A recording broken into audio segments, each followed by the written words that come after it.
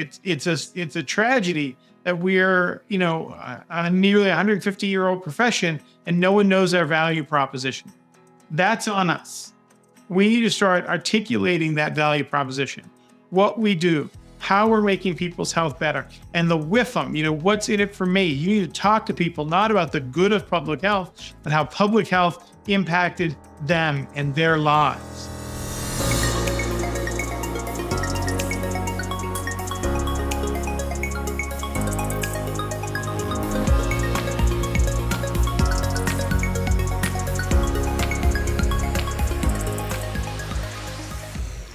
Hello, one and all, and welcome to a new episode of The Rural Impact, the podcast that works hard to connect the dots between policy and rural everything.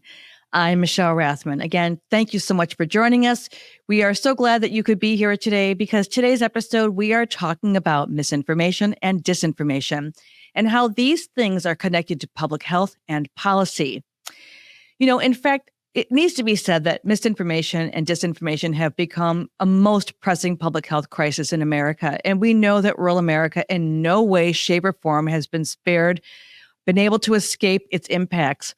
I want to share with you that in September of 2023, just to paint a little picture here, the KFF Health Misinformation Tracking Poll Pilot examined U.S. adults' use of and trust in different media sources and their exposure to and belief in a series of health-related misinformation claims, including false statements related to COVID-19 and vaccines, reproductive health, and firearm safety. 3, as we know, hot-button subjects. Now, while the report is extensive, one key finding that I think was important for this conversation we're about to have is this. Reflecting the partisanship of adults in rural communities, rural adults are least trusting of the health recommendations from the Biden administration, with 1/3, 35% of rural adults saying they trust the Biden administration, including just 8% who say they trust the administration a great deal. An additional third, that's 36%, say they do not trust the health recommendation from the Biden administration at all. Rural adults are split in their trust of the former President Donald Trump's recommendations, as 1/4 say they trust Trump to make the right recommendations when it comes to the health issues a great deal, and a similar share, 28%, say they do not trust him at all. Fast forward, we are now heading into 2025 with a return to a Trump administration. And as of this recording date, facing the confirmation of a potential head of the Department of Health and Human Services who has no medical background, but more than that, has made his views on anti-vaccination well known, which has many in the public health field quite concerned. And of the potential appointment of Robert F. Kennedy Jr., Dr. Richard Besser, and you may know the name, president of the Robert Wood Johnson Foundation, wrote the following opinion, which appeared in U.S. News, and he also shared it on his LinkedIn profile on November 17th. And I want to provide you with more context. I'm going to read some of that from Dr. Besser, and it goes like this. Regardless of which party controls the White House or Congress, the hard work of building back trust in public health that plummeted during the pandemic is going to take time. It must be ongoing. I've devoted my career to medicine and public health, more than 30 years as a pediatrician, 13 years with the Center for Disease Control, and the past 7 years leading RWJF. I have served under both Republican and Democratic administrations, and as acting CDC director, I worked with selfless public servants dedicated to advancing health in America every day based on the best available evidence. A person's politics did not matter when it came to facts and following the science. Dr. Besser goes on to say, indeed, the reason to oppose Robert F. Kennedy Jr.'s nomination is not because of his politics or even the politics and priorities of the incoming Trump administration. If he's permitted to use health and human services as his soapbox to promote dangerous and unfounded conspiracies, Kennedy will literally threaten countless lives across America. So that was, again, from Dr. Richard Besser, RWJF. And before I introduce my guest, let me also share this. Fortunately, data does also tell us that real adults continue to trust their doctors. In that KFS study that I referenced earlier, rural adults are more than twice as likely to trust their own doctors a great deal on health recommendations than to trust government sources. All right, this is a conversation I've been wanting to have for quite some time, and I've been having this conversation with many of my colleagues. And so I'm grateful to be joined today by Matt Jacob, a public health consultant who offers strategies to help nonprofits, health agencies, and other stakeholders raise their profiles and communicate with impact. And I'm also joined for this conversation by Dr. Brian C. Castrucci. Brian is the president and chief executive officer of the debunked Foundation. He is an epidemiologist, public health practitioner, and fierce advocate for the public's health. Okay, listeners, now that I have painted the big picture for this conversation, it is my honor to have you listen to my conversations with Matt Jacob and Brian Castrucci. We're talking about misinformation and disinformation in public health and policy. Are you ready? You know I am. So let's go. Hey, Matt Jacob, welcome to The Real Impact. I mean it when I say we are so glad that you could join us for this conversation. These are some important times we're in. Well, thanks, Michelle. It's a pleasure to be with you. Well, I've let our audience know why we've asked you to be here. And so I'm just going to jump right in, Matt. First, I want to remind our listeners, first and foremost, that we are recording this on the 20th of November.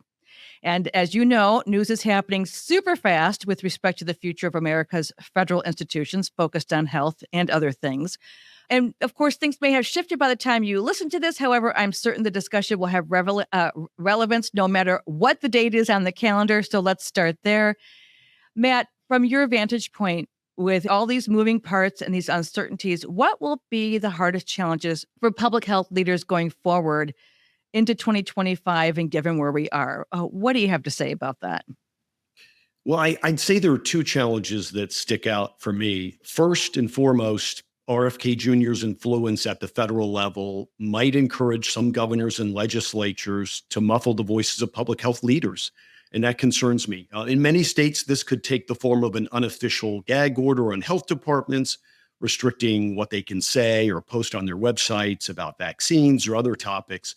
And it would really undermine the public's access to accurate information.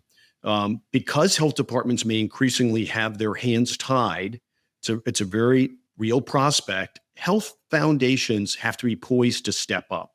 I think foundations should begin now to identify and fund nonprofits in their states that are on standby. They can step into this vacuum and fulfill the role of public health communication if that opens up, if health departments are gagged. And I hope my suspicion is wrong about that, but I always believe in being prepared. I'd say the second challenge is kind of an oldie but goodie, and that is every sentence, every paragraph matters. And in a tough environment like this, even more so. So we've got to really strive to be better communicators in public health.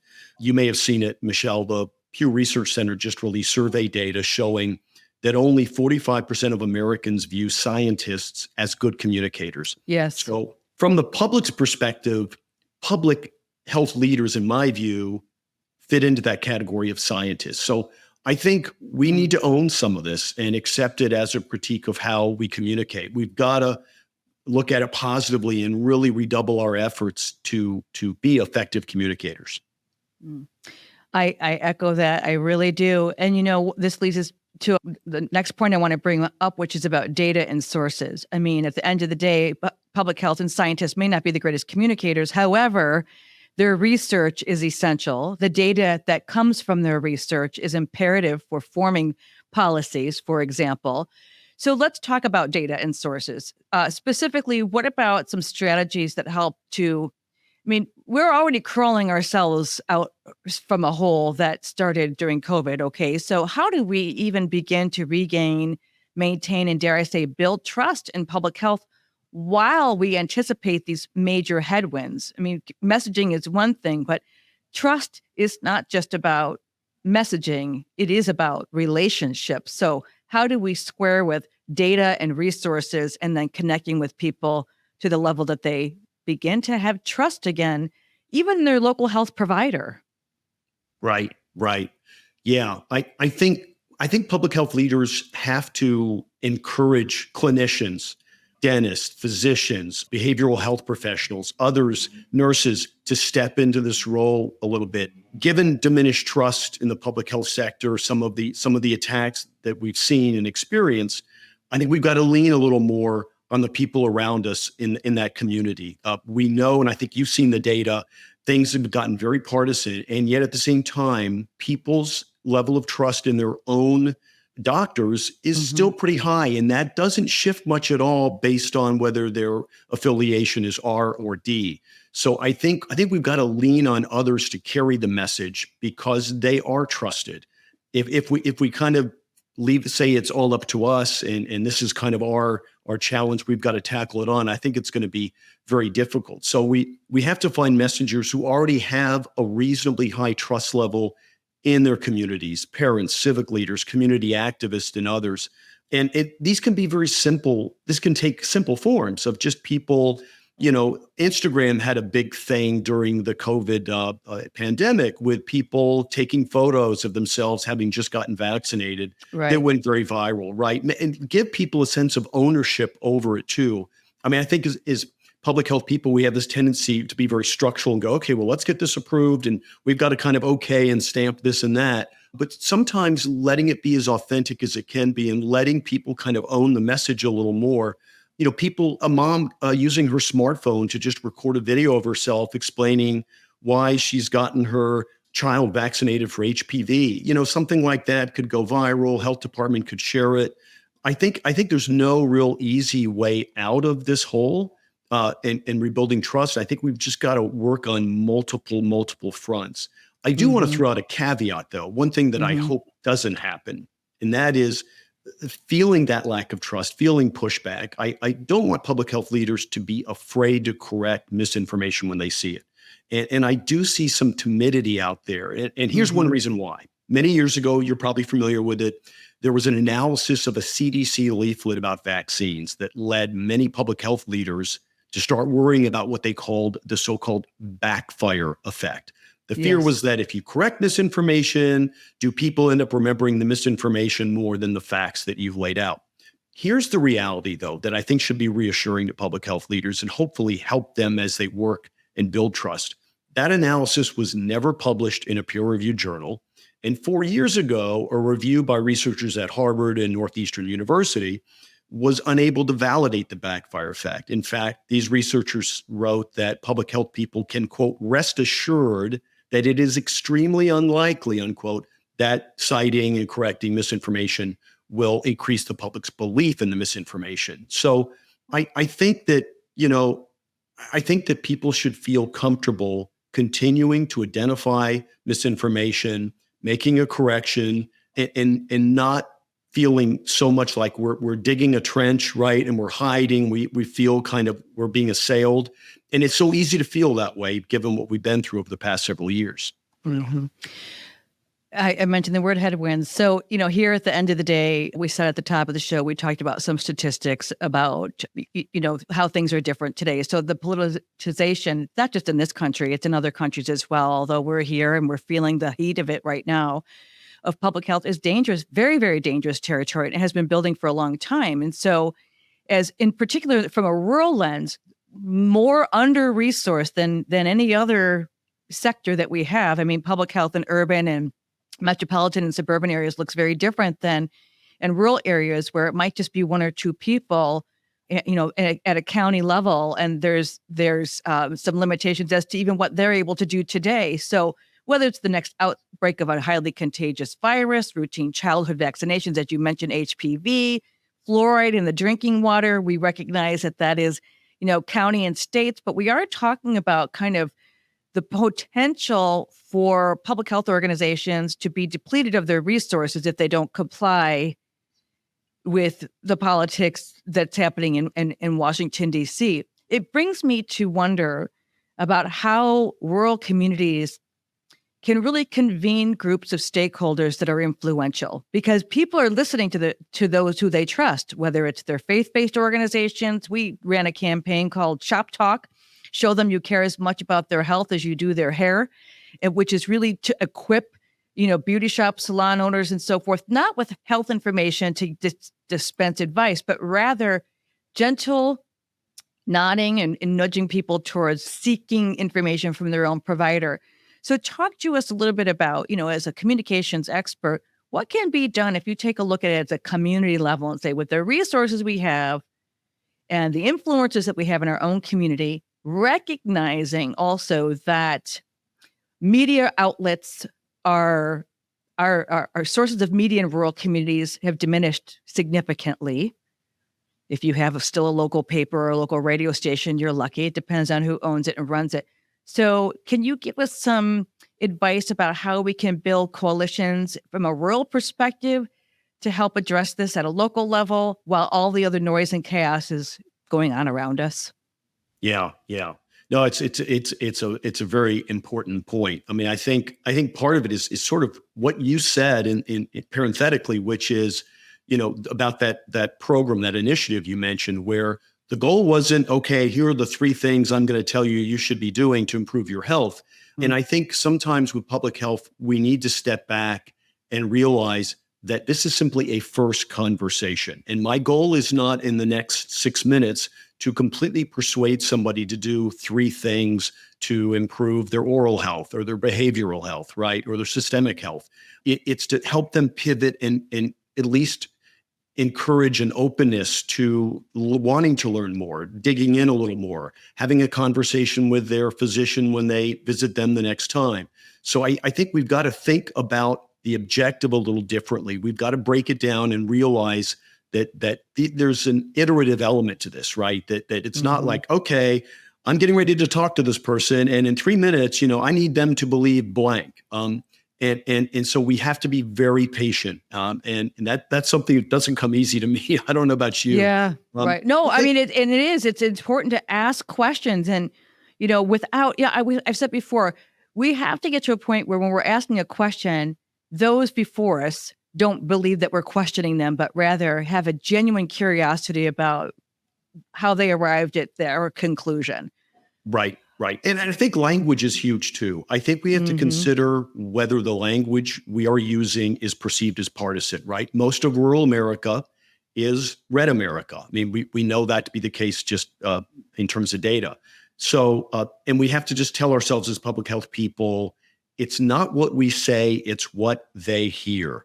And yes, I'm not suggesting that we discard dozens of words solely for this reason, but I do think every county and state health department needs to have an internal conversation about this. Now, let me put my cards on the table. I have never been fond of the term intervention to describe a wide range of public health practices. Why? Because when some conservatives or libertarians hear that term, it suggests the government is taking an aggressive step, moving into a certain area, playing a role it wasn't playing before.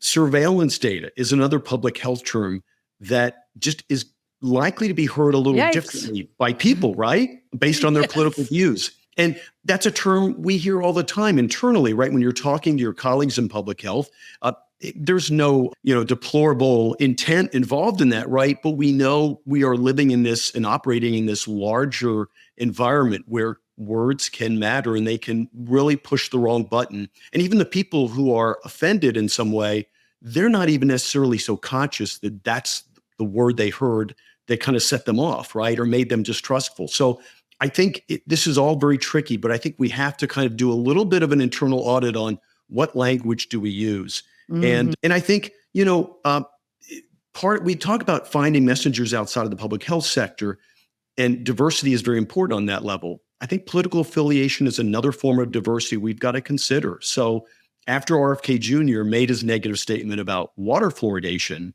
a national reporter contacted a Republican congressman from Texas who happened to be a dentist. The congressman said he didn't understand why somebody would oppose fluoridation. His hometown had fluoridated water, and his kids were all the healthier because of it. So, there are people out there who are conservatives, who are Republicans, who get public health. In all the noise when you're on X or on Facebook, it's easy to lose sight that, oh my gosh, they're all against us, they're all this. I think we've got to really rise above that and challenge ourselves to find these messengers, and also give them some coaching on how to talk about the issue, right? I've been around some dental professionals who I've heard say, Fluoridation is a no-brainer. Every community should do it. Well, here's the problem. When you tell somebody that something they are skeptical of is a no-brainer, Yes. it's a little bit like saying you don't have a brain, right? Yeah, you're discrediting them. I mean, Matt, it brings me to my very next point, which is about the work as it relates to making assumptions about our audiences. I mean, we really do work in my day job. We do work to help health organizations, rural health organizations, in our case, understand developing personas, because that is how we reach people, not because we want them to, not because we want to shove a message in their face, but rather we want to open up opportunities for them to receive. And so let's talk about that through a rural lens, making assumptions about the audience, and what can you share with our listeners about how they can kind of put that on a shelf and recognize that we have a bigger mission. The mission is bigger than just making a point in front of with the person in front of you. Yeah. We, in the public health field, we generate hundreds of fact sheets and web pages and news releases every year. And when we write this content, we tend to make assumptions about the public, right? What they already know, what they need to know. And we've just got to do a better job of learning all we can about our target audiences. And I think there's a tendency among people living in urban, suburban areas to kind of tag all rural people as sort of thinking this way or being this way. And we've got to pull ourselves out of that shell and realize if we haven't lived it, if we haven't grown up in those communities, we're not in a great position to make any assumptions, right? So I think we need more community liaisons. We need more people from the community who are really having conversations with, whether it's just grabbing coffee with them. These don't have to be formalized, focus groups, but we've got to have those avenues where we're somebody's keeping us honest and kind of just holding us accountable. And those assumptions can really be difficult to overcome. I'll give you a quick example. So public health people, understandably, were very excited when the COVID vaccine came out. But we overlooked a reason why some Americans might be more nervous than excited. Some people wondered, understandably, if the COVID vaccine was safe because it seemed to be developed in such a hurry. And the Warp Speed, I think, was the name of the project. So So the media used that term, the government used that term, and I'm like, folks, I don't think this is really how you want to frame it. And so most of the public health leaders who were interviewed on TV that I saw said little or nothing about the decades of research that had been conducted already on earlier coronaviruses. And that research gave us a huge head start to develop the vaccine. And, if we had told that story, I think we could have lowered the anxiety level and probably made it a little harder for anti-vax people to exploit the situation. I believe you are correct. And because we are a society that doesn't have a lot of patience and everything, and with all of the outlets we have, we're not communicating any better. We just have a lot more outlets to spread information. All right. So Matt, let's talk about my next point, which is something that you talk about, is communicating with passion. I communicate with passion. That's why I do this. And I recognize when I'm working, in other spaces, I have to temper that because we may not share the same passion, the same sense of urgency. So talk about how we can, from a public health perspective and all the uncertainties with policy, how can we temper our emotions and passions, and how will that make us more effective communicators about really important public health matters? Well, I'll be quite honest with you. I think that the real challenge is I see people on kind of both ends, right? I see people who are very passionate, and it can come across, for better or for worse, as aggressive, sometimes contentious, right? We don't want that. But I don't think we want the other extreme either, right? We sometimes people come out of graduate school, they've got an MPH, I'm into public health, but my purpose is to be calm and dispassionate, let the evidence speak for itself. There's some value in looking for that sweet spot in the middle, right? I think that, we don't want to talk in a way that almost encourages somebody to think, oh, I can get into a food fight with them, right? If I just push this button, they'll react negatively. And then we're kind of in this very contentious, angry debate, right? By contrast, though, I think if we avoid any emotive language, it can make us seem unrelatable. It can put more distance between ourselves and the public. And those are the people, right, that we're trying to build a relationship with. Dr. Mandy Cohen of the CDC was talking about the COVID and flu vaccines to a news media outlet in Dallas. And I loved how she handled it. She said, as a mother, she would never recommend something for the American people that I wouldn't recommend for my own family. Now, she didn't yell that. It's not filled with fury or passion per se. But what I appreciated was she kind of took the white coat off and said, you know what? I'm a mom. I'm not just a scientist. And I think that humanized her without undermining her professional credentials. And it showed people she had some skin in the game. And I think it gave credibility to what she was saying. And recognizing it could go both ways, right? And so exactly. that's where turning to already trusted sources that you have a relationship with. All right, Matt, I asked this the end of every before any guest leaves. It's kind of your parting gifts to us, I should say. And it is related to policy and advocacy. This will never stop. Our advocacy efforts to improve population health and public health in rural communities must continue, regardless of those headwinds that we are facing. What is in your advocacy toolkit for our listeners, whoever they are, and they span from all walks? We are going to have a new Congress. We are going to have to communicate needs. We're going to have to ask for resources and sound policy that keeps those resources coming to those rural communities. What would you say would be one of the first kind of repurposing or retooling in your advocacy toolkit to make sure that those resources continue to come to public health departments in rural communities in those counties that rely, they are dependent on those federal dollars coming into their state, coming into their county. So how do we communicate with our policy stakeholders of the importance and why we need to continue? Yeah. So I think we really need to come in with a good circle of people around us, right? So when we're having conversations with a state legislator or a member of Congress, we want the hospital administrator. We want the manager of the FQHC. We want a small business leader in that community and other business people who understand, right, that if that rural hospital closes, guess what's going to happen to restaurants and drugstores and other businesses there? They're going to get hit hard. The food processing plant. Totally, with thousands of employees. We know what happened, right? And Michelle, you're great about pointing this out, that hospitals are such a hub in rural communities. And really, it's more than just the things we know about, right? That they really are kind of a cultural and identity anchor. They tell rural people that your community matters. There are people in this building here that are ready to serve your needs and provide care when you urgently need it. And so I think that's really important. I would say in terms of tech tactics and strategies, one thing I just kind of want to leave you with is, my thought is, we live in such a tense and turbulent time, and public health people are pretty serious people. We take our craft very seriously. Look for ways to throw just an element of humor or levity into some of the initiatives that we launch.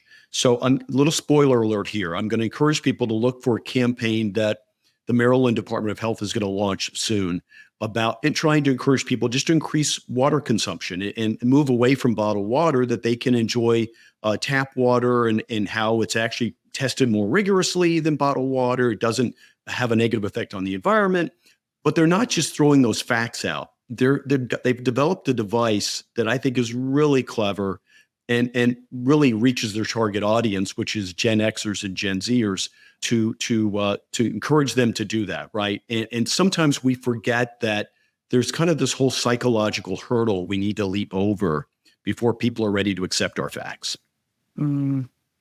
That's a great point to leave us with. Oh my gosh, Matt Jacob, I am so, grateful. We met, full disclosure, we met on LinkedIn. And it's just been wonderful to follow your work and your wisdom and your experience and your words. And let's stay in touch, because we are in for, I would imagine, perhaps a bit of a bumpy ride ahead of us. Got a lot of work to do. Absolutely. All right. For the rest of you, don't you go anywhere, because we're going to be right back with this very special Rural Impact Extra episode. Sit tight. What's the first thing that comes to mind when you hear rural? Is it agriculture, recreation, country, or maybe even elections? Rural can't be defined by one word, one place, or one population. However, we can connect the dots between rural quality of life and policy.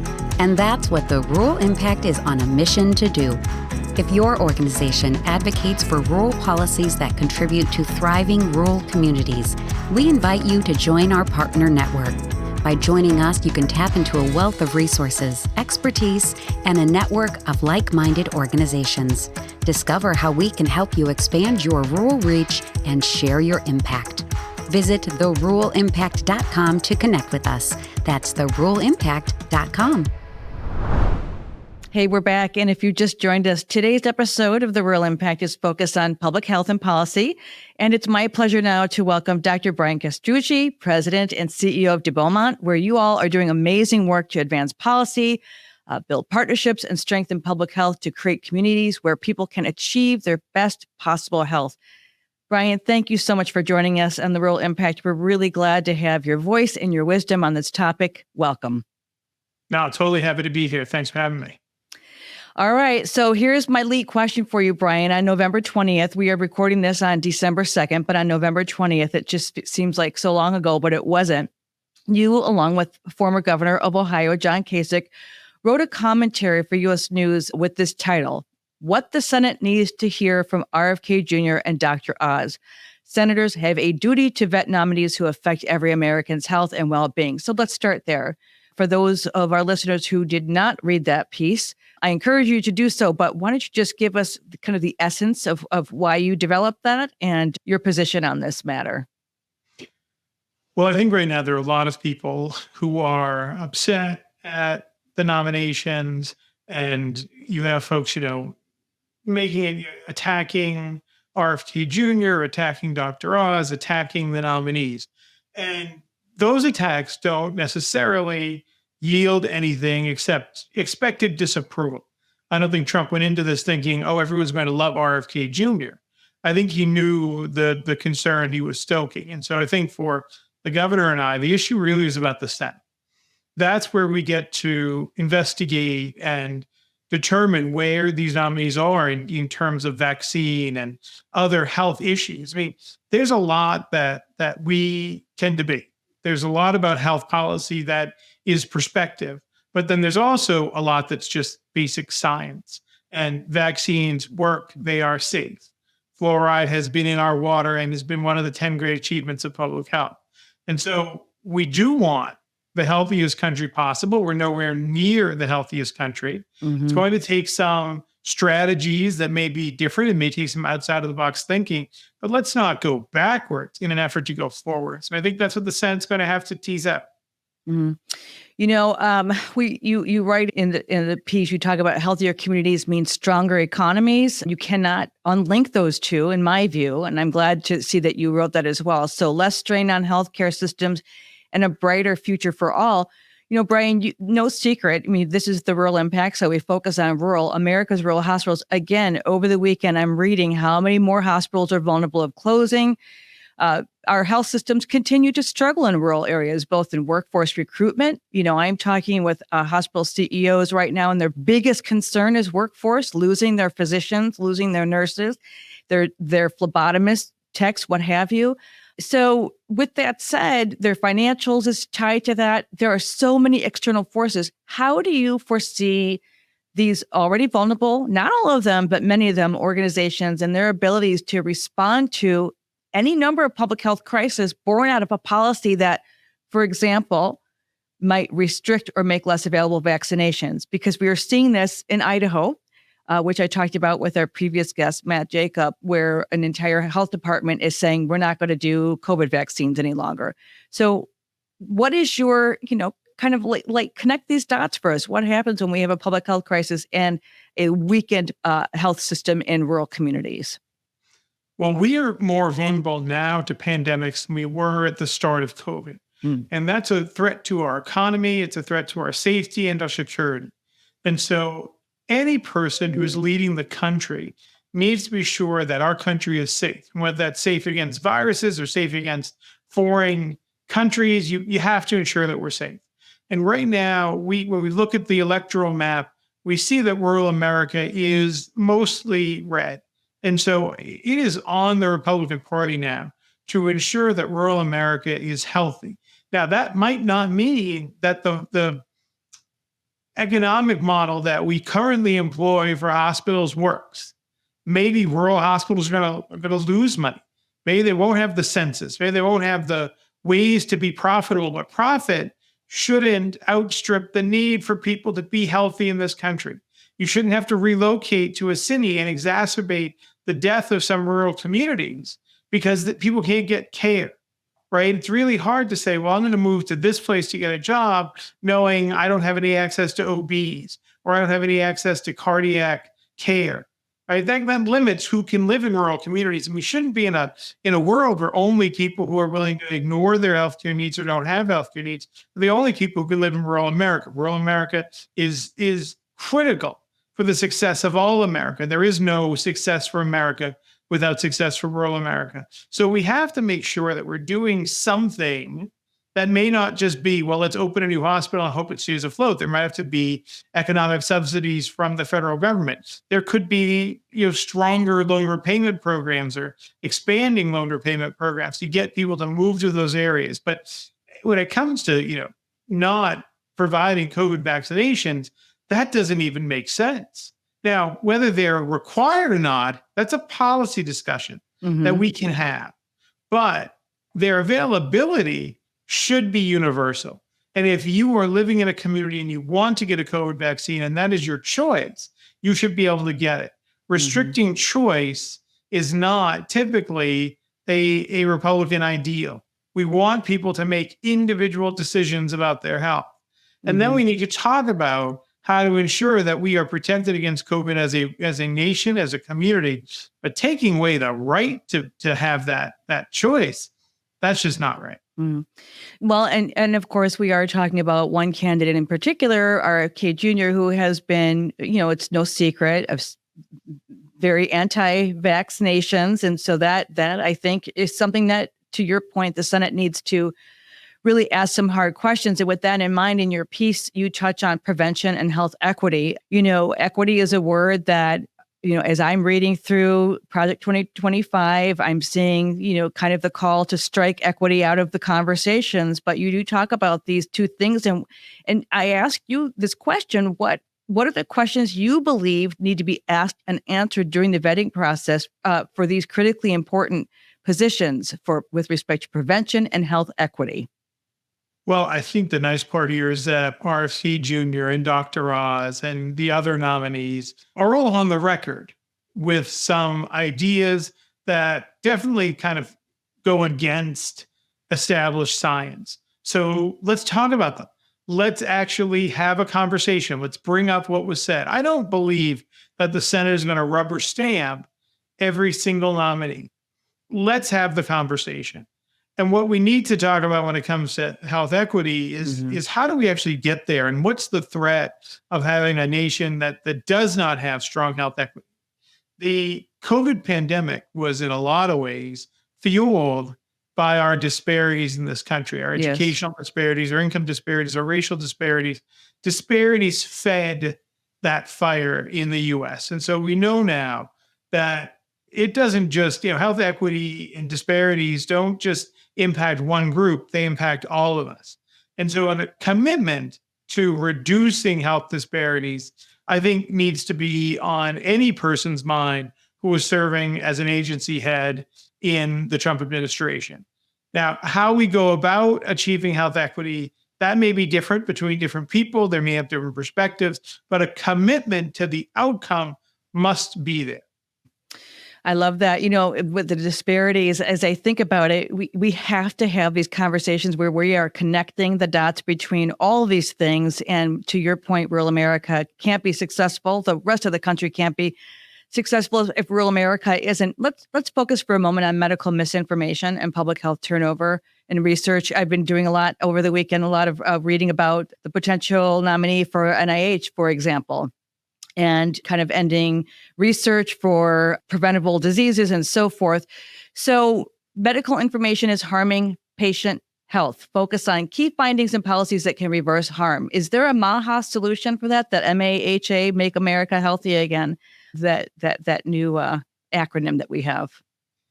So I am hopeful that rhetoric and policy are not the same. And I don't believe that we are going to tear down the NIH to ensure that, we said it again, we're not, I believe that we're not going to tear down NIH because it is really the leading biomedical research institution in the world. Mm-hmm. And so it would be to our own detriment to limit what NIH is doing. Now, again, there may be tweaks that are made. There may be ways to limit the authority of scientists so that they don't have another instance of a Tony Fauci who was speaking out at times ahead of the administration. Or maybe there's not going to be gain of function research if it was even happening. But let's not chase every single bit of rhetoric and assume that that's the end of the world. I want to see, policies change. I want to see what actually happens. RFK Jr. said on the day after the inauguration, they're going to fire 600 NIH staff and then bring on a new 600 NIH staff. That just shows he has a misunderstanding of how government works. That's not going to be possible. So the bureaucracy that exists is in some ways going to protect the agencies. And unfortunately, this is the outcome we have. Mm-hmm. The president gets to pick his nominees. He was very clear about who he was going to pick, and he has done that, right? That he said, we're going to let RFK Jr. run wild on public health. He said these things. Mm-hmm. What I think it's going to take are business leaders and religious leaders and people outside of the health and public health ecosystem standing up for health. Mm-hmm. There are very few things you can do in this country if you're not healthy. If you're not healthy, you can't go to school and get good grades. You can't graduate. You can't necessarily go and worship the way that you want to. You can't go to work and be your best self. And so health is the foundation of our country. And we're going to need people to stand up and stop anyone who has an idea to take a jackhammer to the foundation of our country. Mm-hmm. You just can't do that. It'd be like taking a jackhammer to the foundation of your house.